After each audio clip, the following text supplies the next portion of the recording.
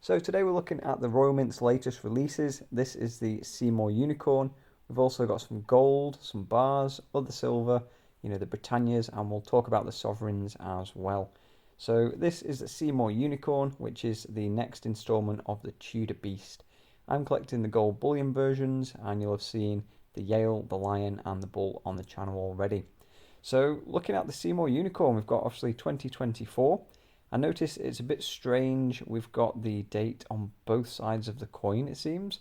At the moment, Royal Mint are showing that you can order the gold and silver proof versions, but not yet the bullion version. So we'll take a little look at that soon. You might have remembered the Unicorn of Scotland from the Queen's Beast series.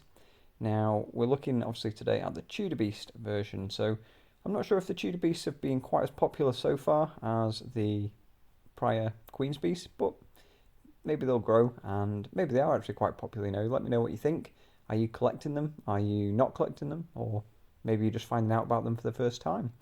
So we've got the gold version here. I quite like the nice clean proof version, but in the fields here, just where I'm pointing out, you'll probably see the sort of chainmail wavy pattern that we see in the Britannias, which is like one of their security features when it comes to the bullion version. We've also got obviously the king on the back, but we have no crown on this portrait. So you might remember the coronation series, things like the sovereigns, the Britannias, we had a crowned and an uncrowned version. So I believe that the crowned version was just for the 2023 years.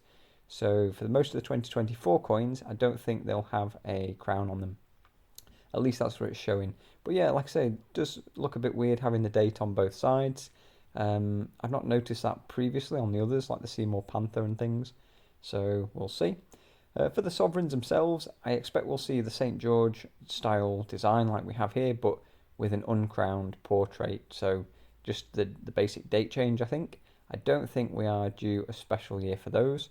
With the Britannias, I think we are uncrowned, and again the same design, just with the different date. So if you've seen 2023, 22 or 21, then obviously it's the king on there, but will be uncrowned. So obviously not Queen Elizabeth, but not the crown portrait, I don't think, that we can see here. So there's been quite a lot of coins and things like that for the coronation of the king.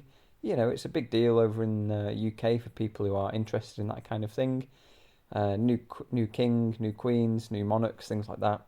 I'm not super excited about monarchy itself, but the new coins are interesting to me.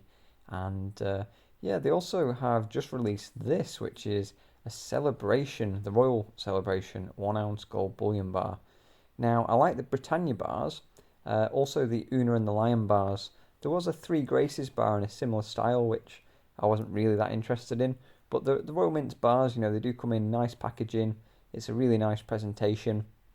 You'd probably be able to get them a little bit cheaper from other dealers if they do come available. Whether the Royal Mint have got the monopoly of these in terms of the sales, I'm not sure.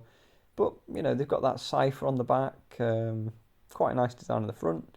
I think it looks pretty good, to be honest, Probably not something I would buy, but again, not a bad thing, and I quite like it, to be honest. If I saw an Una and Lion bar come up, I would probably pick one up. They've just been pretty rare. I've not seen many of them on the second-hand market at all.